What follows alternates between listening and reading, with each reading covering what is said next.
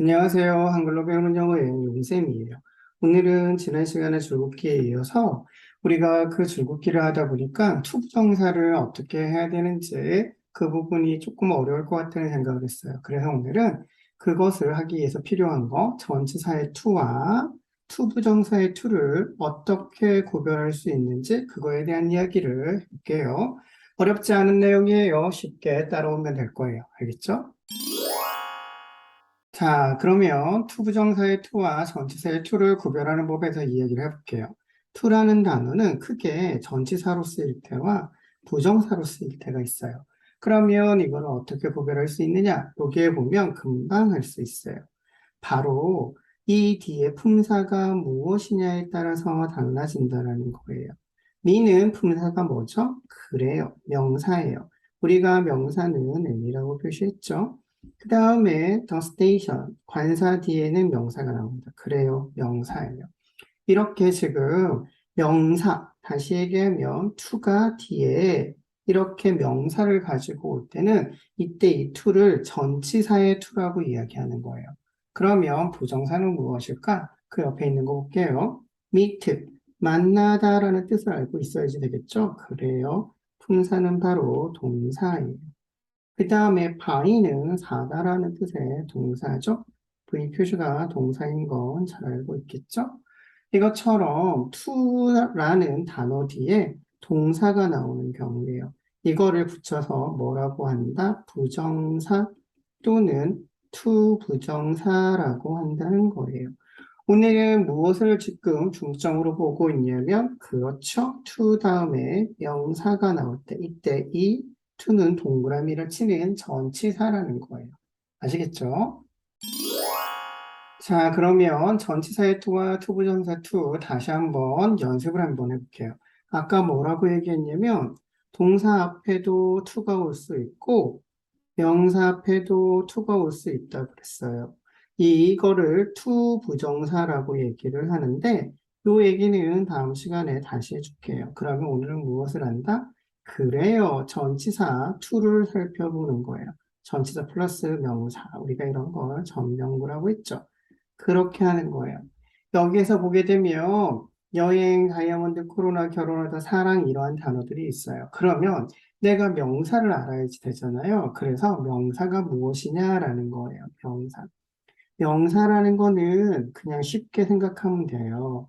사람이나 사물의 이름을 생각하면 돼요. 그리고 이것이 눈에 보이거나 또는 눈에 보이지 않아도 상관이 없어요. 그냥 사람이나 사물의 이름인 거예요. 그러면 구별을 한번 해볼까요? 여행, 그렇죠. 명사예요. 코로나, 명사겠죠. 눈에 안 보인다고 해서 없는 거 아니잖아요. 결혼하다, 다가 들어가니까 동사네요. 사랑, 명사예요. 핸드폰, 명사고요. 다이아몬드도 명사예요. 살다, 그렇죠. 다가 있으니까 동사예요. 자동차도 명사, 사과도 명사. 알이랑 노래, 알이랑 명사죠. 질투, 눈에 안 보이죠? 그래도 괜찮아요. 질투, 명사예요. 만나다, 동사, 다가 붙죠? 공부하다, 동사, 만들다, 동사. 대학교, 명사, 자다, 명사. 결혼, 명사. 회상하다, 되돌아보다, 명사예요. 자, 이렇게 되는 거예요. 그러면 이 단어들 앞에 전부 다 to가 올 수 있는데, 지금처럼 명사가 붙은 단어들 있죠? 이렇게 있어요. 이 단어들 앞에 뭐가 있으면, 그렇죠. to 이렇게 붙이면 이때 이 to를 전치사라고 한다라는 거예요. 굉장히 쉽죠. 내가 그러니까 그 단어를 보고서 그 단어가 명사인지 동사인지는 알고 있어야 된다는 것을 물론 먼저 필요한 거예요. 자, 여기까지가 바로 전치사 to를 내가 어떻게 찾아낼 수 있을까에 대한 이야기가 될 거예요.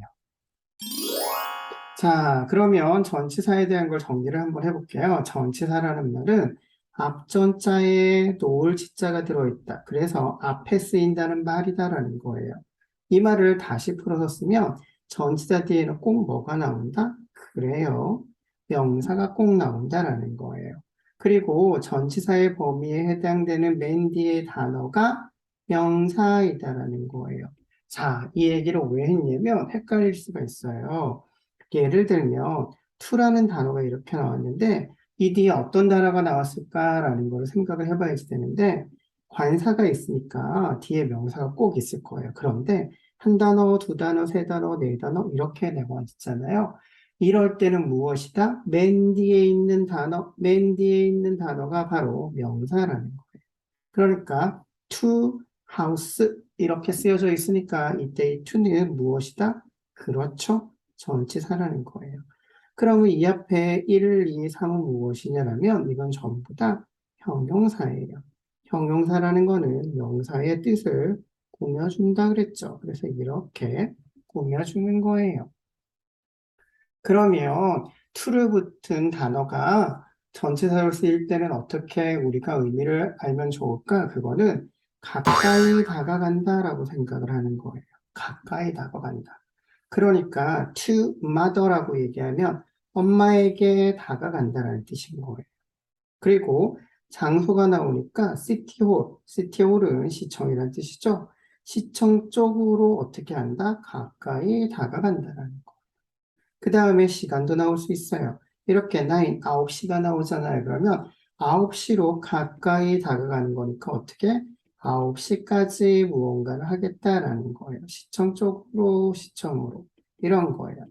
자, to가 나왔을 때 뒤에 명사가 나오면 이제부터는 어렵게 생각하지 말고 이 명사에게 다가가요. 이런 의미를 가지고 있다라고 생각을 하고 뭐뭐에게라든지 뭐뭐 쪽이로라든지 뭐뭐까지 요 세 가지를 벗어나지 않을 거예요. 그러니까 그 대상과 친근하게 가까이 하고 싶을 때는 to를 쓴다. 이렇게 알고 있으면 좋을 것 같아요. 자, 오늘은 전치사의 to를 정리해 봤어요. 다음 시간에는 to 부정사의 to를 어떻게 정리하는지 구별하는지 살펴볼게요. 그러면 다음 시간에 다시 만날게요. 건강한 모습으로 다시 만나요.